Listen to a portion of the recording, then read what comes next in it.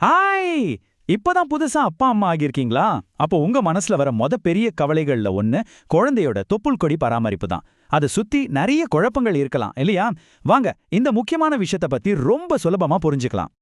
உண்மையா சொல்லணும்னா, புதுசா பொறந்த குழந்தையோட வயத்துல ஒட்டிக்கிட்டு இருக்கிற அந்த காஞ்ச கொடிய பாக்கும்போது, ஒரு மாரி பயமோ, பதட்டமோ வர்றது ரொம்பவே சகஜம்தான். பல புது பெற்றோர்களுக்கு இது ஒரு பெரிய மன அழுத்தத்த குடுக்குதுன்னு டாக்டர்ஸே ஒத்துக்குறாங்க. அப்போ இத பாத்துக்கிறதுக்கு எதுதான் பெஸ்ட் வழி? எண்ணெய் தடவலாமா? இல்ல ஏதாவது மருந்து போடணுமா? என்னதான் பண்ணணும்?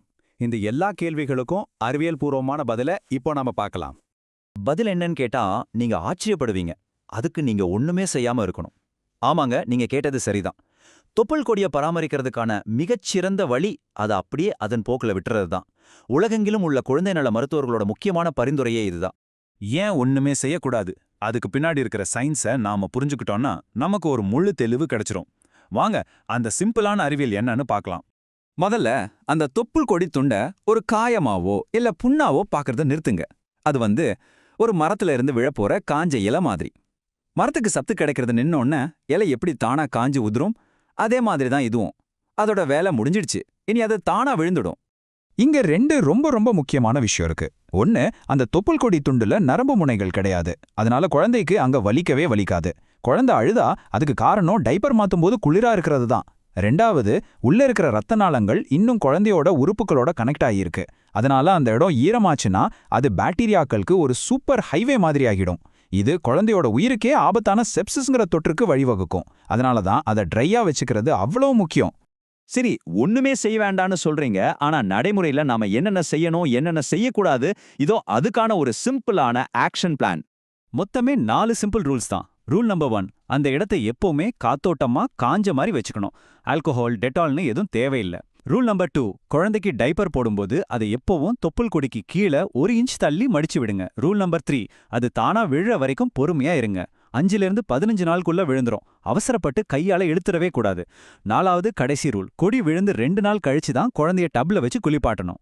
நாட்கள் போக போக தொப்புள் கொடியோட நிறமும் தோற்றமும் மாறும். இத பார்த்து நீங்க பயப்படவே வேணாம். முதல்ல ஜெல்லி மாதிரி இருக்கும், அப்புறம் பேப்பர் மாதிரி மாறி கடைசியா கருப்பா ஹார்ட் ஆகி தானாவே விழுந்துரும். இது ரொம்பவே நார்மலான ஒரு ப்ராசஸ். அதனால இத பத்தி கவலையே படாதீங்க.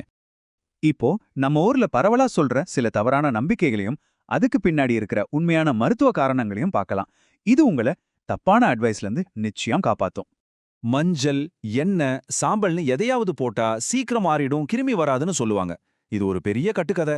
உண்மை என்னன்னா, இந்த மாதிரி பொருட்கள் ஈரத்தை உள்ளேயே லாக் பண்ணி பாக்டீரியா வளர ஒரு சூப்பரான இடத்த உருவாக்கி கொடுத்துடும். ஞாபகம் வச்சுக்கோங்க, காத்து மட்டும்தான் அதுக்கு மருந்து. குழந்தை அழும்போது தொப்புள் கொஞ்சம் பெருசா வெளியே வரத பார்த்திருப்பீங்க. இதுக்கு பேரு ஹெர்னியா. இது உள்ள இருக்கிற தசையால வர பிரச்சனை.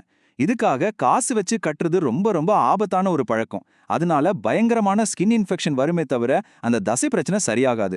ஜாதத்தர் ஹெர்னியா 1-2 வயசுல தானாவே சரியாயிடும். அப்படி ஆகலைனா மட்டும் டாக்டர் கிட்ட போனா போதும். இடுப்புல அரைஞான் கயிறு மாதிரி ஏதாவது நூலை இறுக்கமா கட்டினா அது குழந்தையோட தொப்புள் கொடி கிளிப்ல மாட்டி கொடிய நேரத்துக்கு முன்னாடியே பிச்சை எடுத்துற வாய்ப்பு இருக்கு.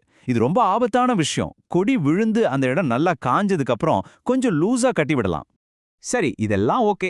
அப்போ எப்போதான் நாம நிஜமாவே கவலைப்படணும்? எந்த அறிகுறிகளை நாம ரொம்ப கவனமா பார்க்கணும்? வாங்க இப்ப அதை பத்தி பார்க்கலாம். இந்த அறிகுறிகளை கொஞ்சம் கவனமா பாருங்க.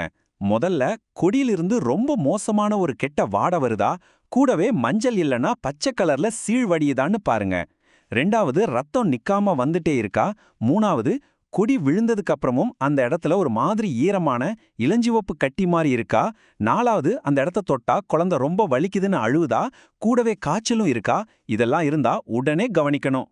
குறிப்பா தொப்புளோட அடிப்பகுதிய சுத்தி 1/2 சென்டிமீட்டருக்கும் அதிகமான அளவுக்கு ஒரு சிவப்பு வளையம் மாதிரி பரவி இருந்தா அதுக்கு பேரு ஓம்ஃபெலைட்டிஸ். இது ஒரு ரொம்ப சீரியஸான தொற்று. இது ஒரு மெடிக்கல் எமர்ஜென்சி. இந்த அறிகுறி தெரிஞ்சா நீங்க 1 நிமிஷம் கூட தாமதிக்காம குழந்தைய ஆஸ்பத்திரிக்கு கூட்டிட்டு போகணும். அதனால நல்ல ஞாபகம் வச்சுக்கோங்க, தொப்புள் கொடிக்கு நீங்க ஒண்ணுமே செய்யாம சும்மா இருக்கிறதுனால நீங்க ஒரு அலட்சியமான பெற்றோர் கிடையாது. உண்மையில உங்க குழந்தைக்காக நீங்க செய்யக்கூடிய மிகச்சிறந்த அறிவியல் பூர்வமான பாதுகாப்பான ஒரு விஷயத்தை தான் செஞ்சுட்டு இருக்கீங்க.